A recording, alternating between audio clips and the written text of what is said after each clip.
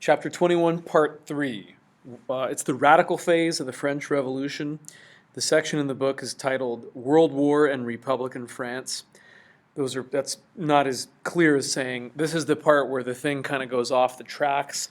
This is the part where the violence and the blood begins to flow. Maybe the more famous parts of the French Revolution are the parts that didn't really accomplish much but just killed a lot of people. That's this phase.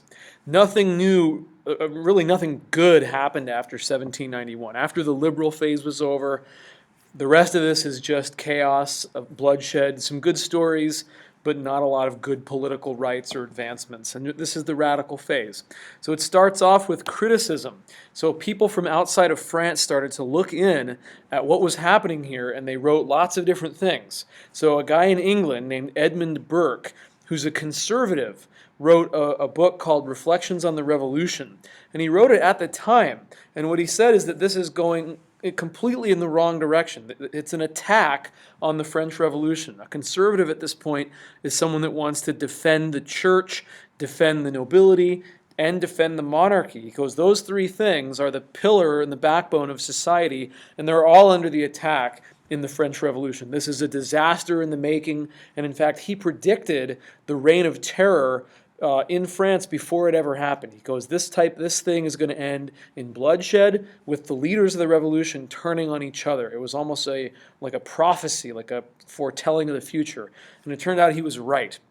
So people are criticizing it from one side. On the other, this is an English woman named Mary Wollstonecraft, who's an enlightened woman, and she's going to write a support of the French Revolution called A Vindication of the Rights of Man. So in 1790, this is a direct reaction to this picture is what Burke was describing. Look at this cartoon here. This is a drawing by an English cartoonist basically depicting Burke's point of view, which is that the French Revolution is nuts. It's insane. The people are bloodthirsty. They're destroying the world. Everything that matters in society has been turned upside down. And anyway, this is a great cartoon. Take a look at this. But back to Wollstonecraft here. So she writes A Vindication of the Rights of Man, which says that the revolution is the best hope for the future. And then she went even further and wrote 2 years later, A Vindication of the Rights of Woman, which was one of the first feminist philosophies of the modern era and of the Enlightenment. And in this book, she calls for the rights of women to be respected, justice for the neglected half of the human race. She called for education for women, to make them equal to men educationally and have co-education, so alongside with men, setting high standards for women, and basically that society will benefit as a whole if we start treating the other half more fairly. So this is a work of feminist theory put out, really the first person of the Enlightenment, maybe as a woman, to do this. And the third writer on the scene here is Olympe de Gouges. And Olympe de Gouges is a French woman, obviously, and she wrote A Declaration of the Rights of Woman and Female Citizen. And this is actually quoted in your book on page 722, and I think you probably ought to take a look at it.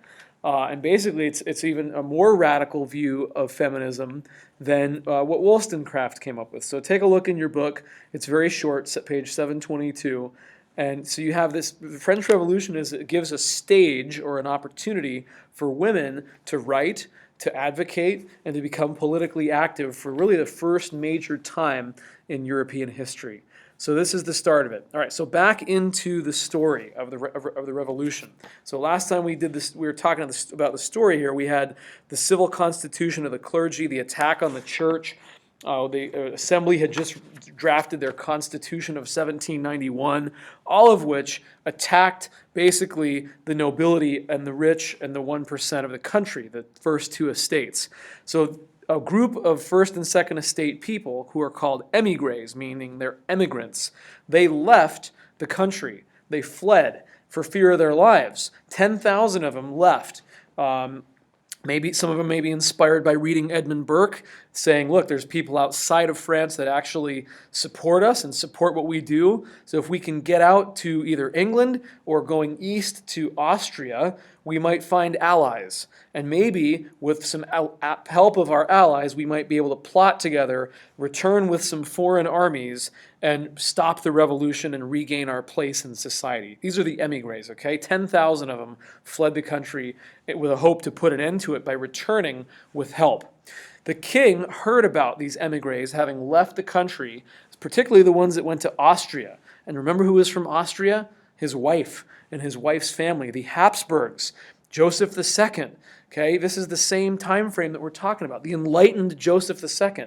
So he thought that if I could just get out of France and get over to Austria, my wife's family, who has a pretty good-sized army, the Austrian army, and they're a much more stable country, might be able to come back with me, put a stop to the revolution by force, and restore me, the king, to my rightful place. And so this, in the middle of the summer of June of 1791, Louis XVI fled the country. He escaped by night in secret, this big cloak and dagger kind of thing, one of the famous events. He packed his family up in a carriage. They bribed some guards from central Paris. They dressed up. They sort of dressed down a little bit. They didn't quite wear all their fancy royal outfits. They put on slightly more humble outfits, and they took off in the middle of the night. And they made it to the Austrian border. They were literally within, just very close distance to the Austrian border, and they were caught. Somebody recognized the king's face from a coin because his face was on the money, and someone else had seen him at the last stop and sent word ahead. And he was caught and escorted back to Paris in complete shame. And this is called the famous flight to Varennes. And Varennes was the town that they were trying to get to, just across the border into the Austrian territory. So they didn't make it. They got brought back. They were foiled. And at this point, he's lost all his credibility. He's trying to run away. He looks terrible and weak and treasonous. And this is going to be the beginning of the end for Louis XVI. The rest of Europe responded to his capture by issuing the Declaration of Pillnitz. This was issued by Austria and Prussia, who knew he was in trouble now that he was caught. They knew what he was coming. There had been some secret correspondence, and they were hoping he'd make it, and he doesn't. And so this declaration says that if you lay a finger on the king, if you harm the king, revolutionaries, we reserve the right to intervene militarily to save the king and to save France. So it was a very clear external threat laid by the eastern neighbors of France to the revolutionaries not to harm the king. Of course, this is going to just fuel their fire. And whose fire does it fuel? A new group of guys get elected to the assembly right after Louis XVI was caught. And they're more radical than the first group. And they're younger, and they're more willing to do crazy things, and they're called the Jacobins. These are the famous radicals of the French Revolution, the Jacobin political club.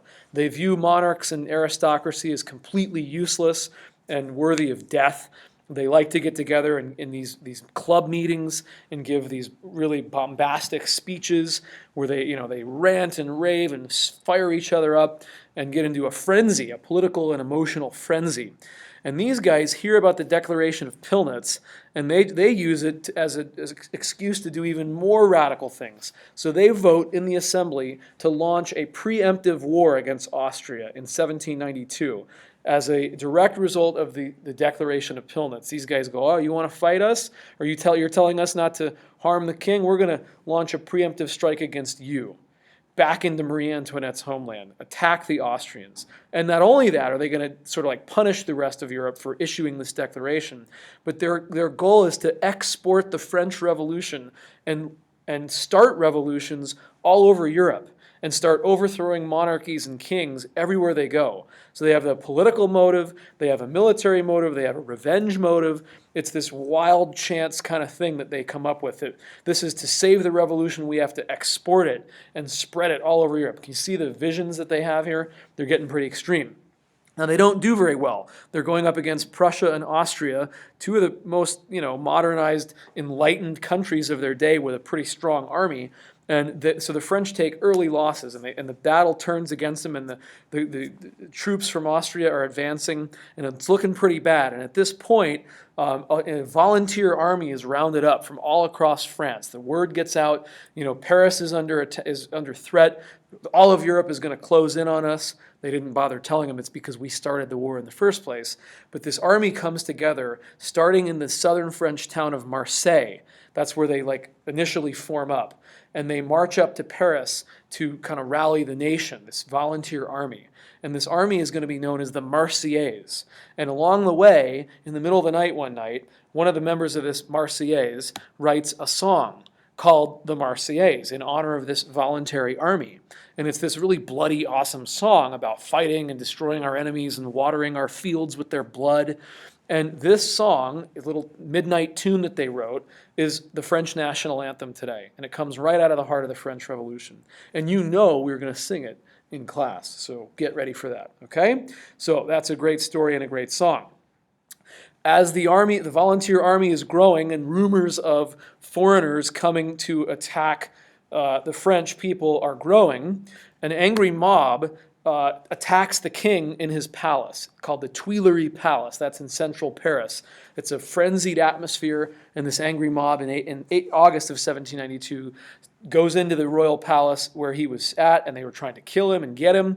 1,000 of the king's Swiss guard, which were his mercenaries, same guys that guard the Pope today, the Swiss Guard, they're mercenaries. He had hired these guys to guard him once he came back to Paris from Versailles after the Women's March, and because they'd be loyal to him, because he was paying them. He couldn't trust his own people. So 1,000 of these Swiss Guard are butchered by the people, the angry mobs of Paris, as they're trying to get to the king. The king escaped over into a meeting room where the more enlightened, the more educated people in the assembly protected him. But at this point, he's been under attack. He's run away and been captured. They stripped him of all his power legally. He was no longer the king. They just called him Louis, forget the king in front of it. And they imprisoned him, this time away from the Tuileries, in a place called the Tower. I forget the name of it. It's this horrible medieval tower on the banks of the Seine River in Paris. And so he is no longer king, and now he's really in trouble, and he's going to basically await his execution. At this point, this national convention, where now we're in section C, the second revolution, it gets even more radical. This new national convention with all these younger radical people declared France a republic. So there's no monarchy anymore. We've abolished the monarchy. It's a republic. Representative government's going to take hold, and they set to work in this cultural revolution of the country, which is a very secular, they're trying to secularize the country, eliminate religion, eliminate anything that had to do with monarchs and kings. And it's a really intense, radical approach. And one of the things they do is restart time. They invent a new calendar, the Republican Revolutionary Calendar. And they said that year one of our new calendar was the first year of the new Constitution, 1791. And we're going to restart time now based on this event, not the birth of Christ. These guys are very secular. They're starting to get a little off base here. They've already attacked religion in the last section that we saw, and now they're trying to eliminate religion from public life, because the 7-day calendar is based on the 7 days of creation. On the seventh day, God rested. This is why people have a Sabbath. This is why people go to church on the Sabbath or temple, because it's the day of rest. This is all biblical stuff.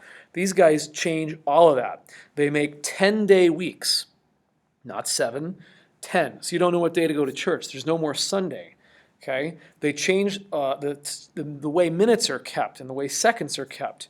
They rename all the months. They rename all the days, and instead of having religious symbols and religious holidays like we do with our Christmas season and all that, they get rid of all that, and they have seasons that celebrate produce and crops and harvests and things that have nothing to do with religion or God. So we're going to look at this calendar a bit more in class as well, and it's just a fascinating way that they did it. It was all based on the metric system, based on 10. And the whole point of it was that where they're trying to reorient the society towards serving the nation. Your first loyalty is to serve the nation, not God, not your religion. Your place as a citizen and your patriotism is more important than your place as a Christian. So it's an attack on religion, it's an attack on traditional values, it's an attack on nobility and kings and all of it. And this is where, again, things start to go off track a bit. All right, back in the convention, you've got these two groups developing, these extreme factions. On one side is this group called the Girondists, or Girondists. These guys sat on the right side of the assembly hall, and they were the moderates, actually. They were sort of conservative for their day. They didn't want to kill the king. They wanted to maybe keep the king and use him as a constitutional monarch. They were willing to continue to have a monarch, and so that's why we call them moderates, and they were on the right side. And on the left side, the radicals, is this faction called the Mountain, or the Montagnards. And this is another nickname for the Jacobins. Same people. And they start to call for the death of the king. So this is their main disagreement. What do we do with our king? We've already, eliminated him as king. Do we kill him? Do we keep him?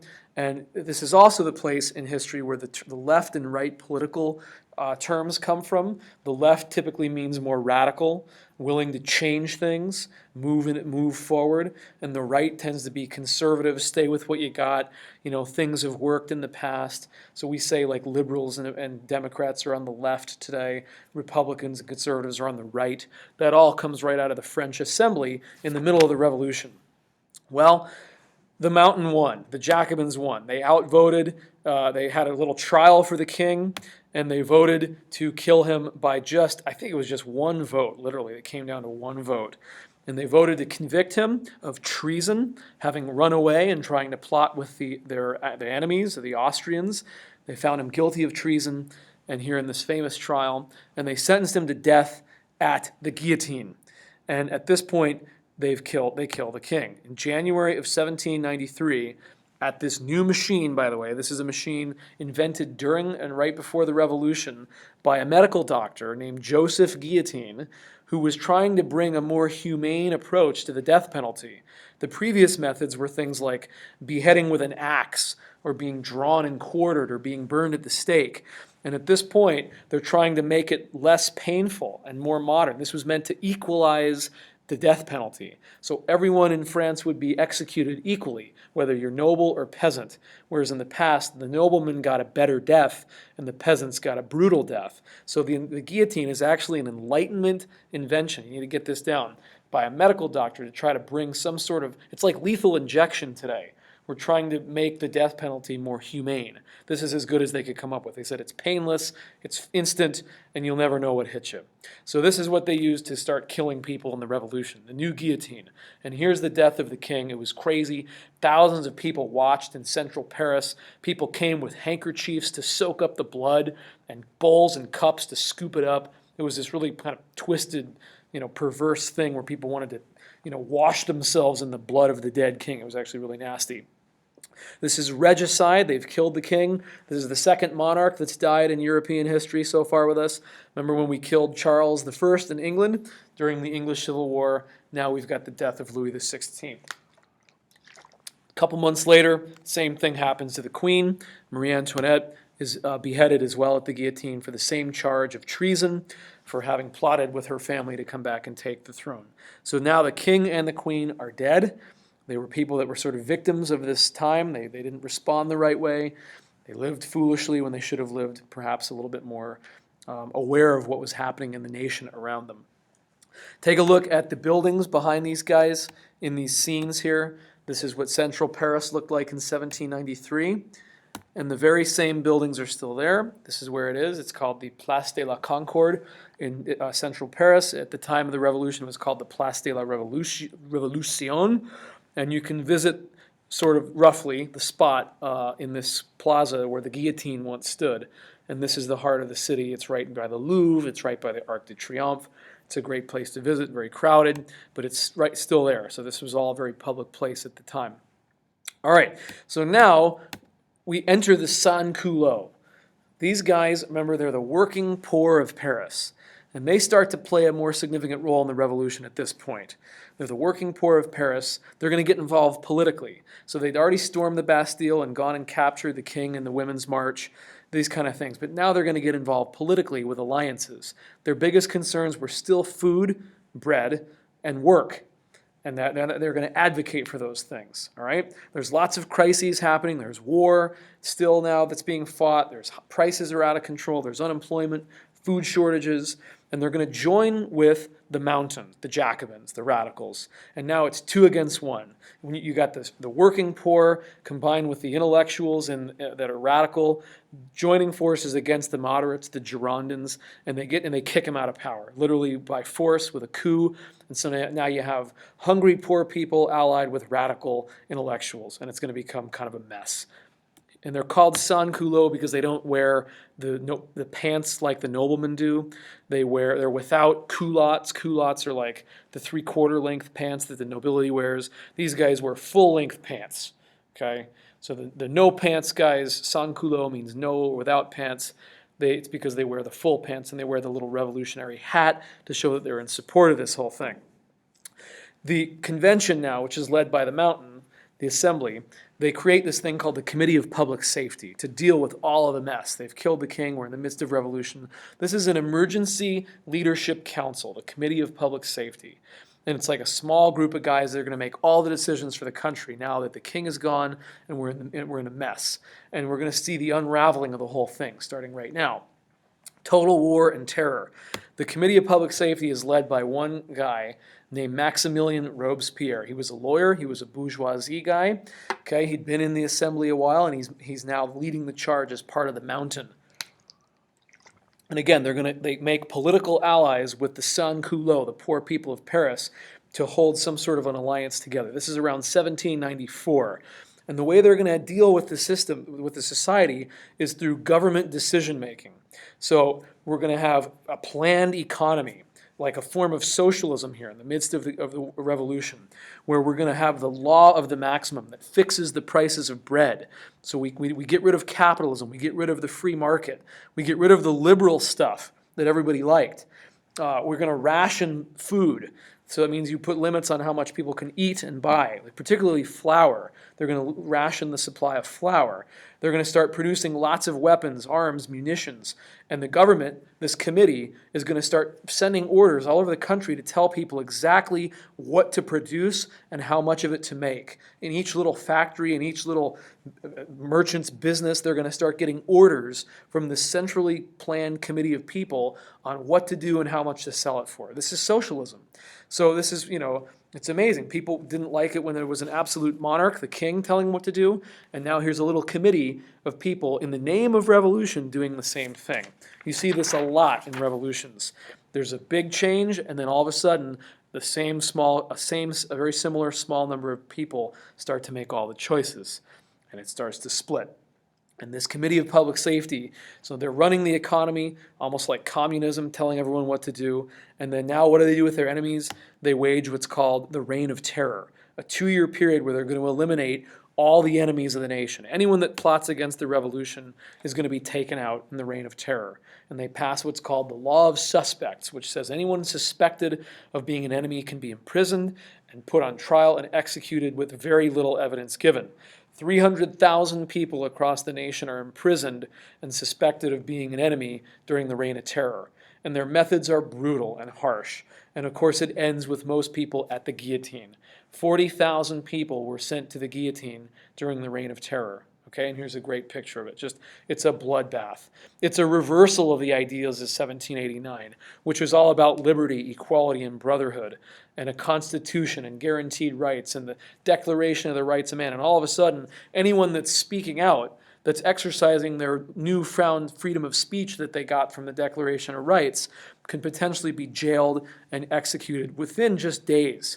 It's incredibly quick. They had mobile guillotines that they sent to different towns all over the nation. So the guillotine is coming to your village today. Is there anyone you know that's been disloyal to the revolution? We want their names. So it was this incredibly fearful time to be a Frenchman. At the same time, these guys started getting even kind of wackier ideas about religion and society. In addition to killing everybody, Robespierre came up with these 2 ideas. He said, we need a republic of virtue, which is we need to have a society where everybody participates in their government in some way. Everyone does some sort of government service in their lifetime. Sort of like we all work for the government in some ways, or it's like volunteering, but you have to do it. And this is going to encourage you to be a good citizen and a good, a civic virtue. And this is what he wanted to see. He didn't want to see people being religious anymore. He wanted to see them being good citizens. And then, in terms of religion, he said, we need to replace the Catholic religion, the Christian religion, with this thing called the cult of the supreme being. It's like a form of deism. Remember deism from the Enlightenment? We need a new religion for our country that's very secular and very scientific, and it's not Christian. And we don't worship the Christian God. We worship just the supreme being, whoever that is.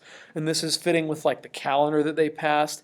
And the second thing they do besides the calendar is they turn the most famous cathedral in France, Notre Dame Cathedral in Paris, Gothic church, into a temple of reason, where instead of going to church to worship God, you go to the temple of reason to worship the supreme being, which he defined as like reason. You're going to go worship your mind and reason and your intellect.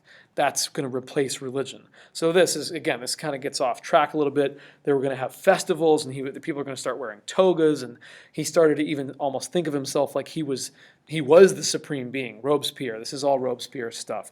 So this is going to get, kind of help things fall apart. The wars are continued still. They're still fighting Austria. They're still fighting Prussia. They come up with the idea for a draft. This is kind of what happens, under socialism. You start drafting people into the army. They had 800,000 guys drafted into the army. This is about 1794 now. And they're going to really fight hard with these young generals like Napoleon, who's rising up through the ranks during the French Rev here. And so it's just, the society is in a state of total war. The prices are fixed.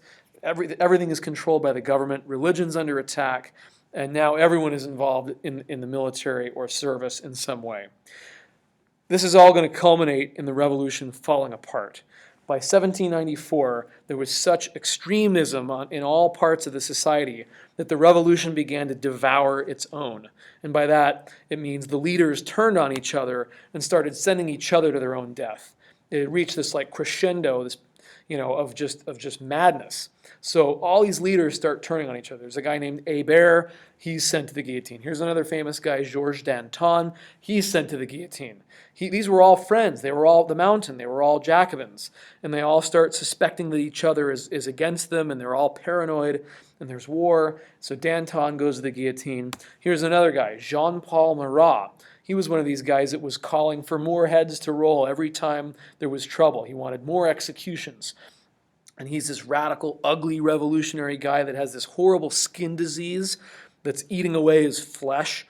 And to help him not, be sick all the time, he had to sit in this bath of lotion in his house all day long, and these other fellow revolutionaries would come and visit him in his bathtub, and he would send them a list of names of more people that needed to be guillotined, and they'd go out and carry out his orders. So he's like this creepy revolutionary bathtub guy that's running the thing literally from underwater.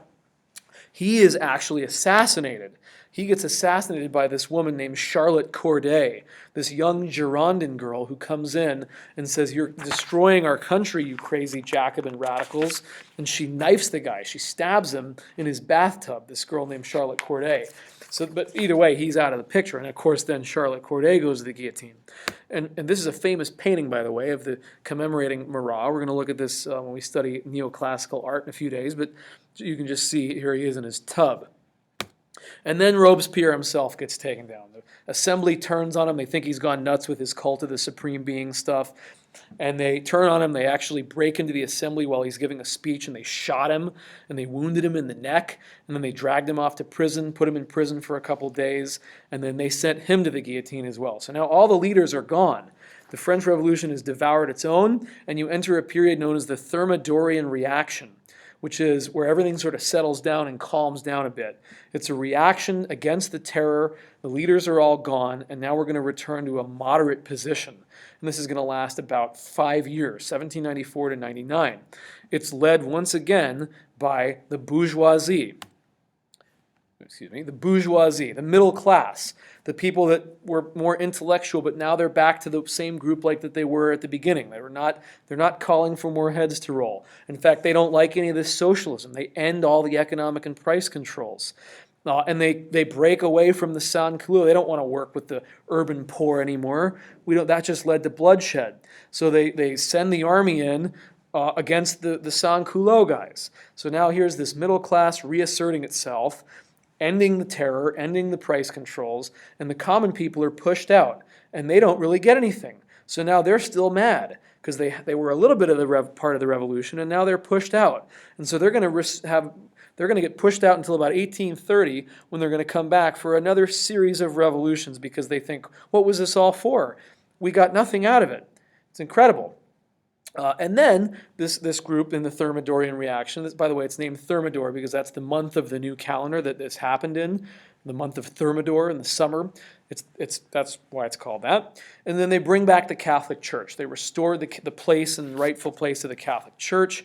So now religion has been restored. They pass a constitution of 1795. That's another one of these constitutions. It replaces the one from 91. And they made it even harder to vote. So it's a more conservative constitution with a limited franchise. That means very few people can vote. Franchise is the right to vote. So now you have to have property again. So it's reversing. It's all going back to like the way it was before the revolution. You got to have privilege and status and property to be participants in the political system. And they eliminate essentially the assembly that's there chooses a 5-man executive committee called the Directory. So the Committee of Public Safety is gone, and they say, we want a strong government again. We've gone off the tracks. We've had violence and chaos. Give us 5 people to run our nation. It's called the Directory. It's like a weak dictatorship, and it's only 5 guys that run it. It's kind of like the Committee of Public Safety, just less violent. They keep fighting these wars against everyone else in Europe, like Austria and Prussia. Of course, lots of people in the society are appalled that they're moving back in the wrong direction, back toward monarchy, back toward conservative beliefs. The poor are unhappy, and now we're slowly shifting. So there's this period of like kind of instability and chaos, and it all comes to an end when one of the guys in the military says, "I've had enough." The revolution was not about going back to a monarchy. The revolution was about moving forward, and he had enough of this weak government of the Directory, and that guy is Napoleon, and he comes into the assembly meeting where the Directory is being held in 1799 at gunpoint, and he kicks them all out of the room, and he goes, "I'm in charge." It's Napoleon Bonaparte. It's called the Brumaire coup, and now we've come all the way full circle from Louis XVI in an absolute monarchy through the revolution. First phase was pretty good. Second phase was pretty wild. And we end it with basically a single leader who's about to become the strongest leader in French history, more powerful than any of the kings that we've ever seen. He's going to become Emperor Napoleon. Can you see some of the irony here in the French Revolution and the frustration that people have when they study it and look at it? They came so far, and now they've fallen all the way back almost to where they started. That's it for now. We'll come back next time and we'll finish up with the story of Napoleon.